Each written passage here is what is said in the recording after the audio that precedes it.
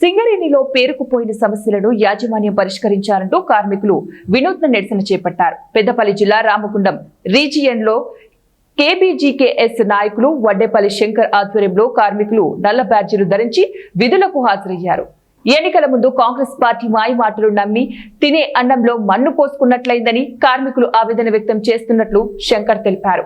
Pending లో ఉన్న కార్మిక సమస్యలను యాజమాన్యం వెంటనే పరిష్కరించాలని ఆయన డిమాండ్ చేశారు. సింగరేణి కార్మికులకు సంస్థ వాస్తవ లాభాలు ప్రకటించి 35% వాటా ఇవ్వాలన్నారు. నెలలో 3 సార్లు మెడికల్ బోర్డు నిర్వహించి కారుణ్య నియామకాలను చేపట్టాలన్నారు.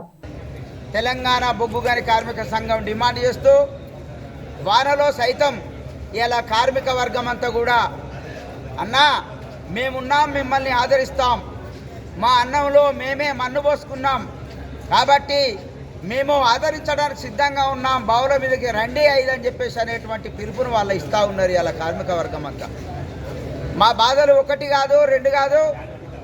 ఇలా మెడికల్కు సంబంధించినటువంటి బోర్డు నిర్వహించడం లేదు.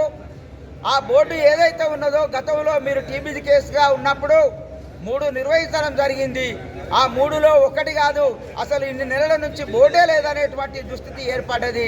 ఆ బోర్డు పెడితే 55 మందిలో ఒక 5గురిని మాత్రమే ఒక ఇన్వాలిడేషన్ చేస్తూ 50 మందికి ఇవ్వకుండా కూడా వాళ్ళని నష్టం చేసినటువంటి పరిస్థితి.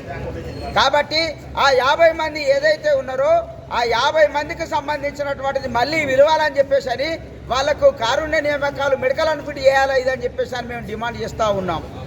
అట్లాగే నెలలో 3 బోర్డులు నిర్వహించాలి ఇదని చెప్పేసి అని కార్మిక వర్గానికి నష్టం జరగకుండా చూడాలి ఇదని చెప్పేసి అనేటువంటి డిమాండ్ కూడా మేము అమలు చేయాలని చెప్పేసి అని డిమాండ్ చేస్తూ ఉన్నాం. ప్రైవేటీకరణకు సంబంధించినటువంటి దాంట్లో ఇవాళ మేనేజ్మెంట్ కానీ ఇలా కాంగ్రెస్ పార్టీ కానీ ఏఐటీసీ కానీ వీళ్ళందరూ కూడా ఏమి కూడా చప్పుడు చేయకుండా ఉన్నటువంటి పరిస్థితి. ఒకవైపు పావులు కదుపుతూ ఉన్నది.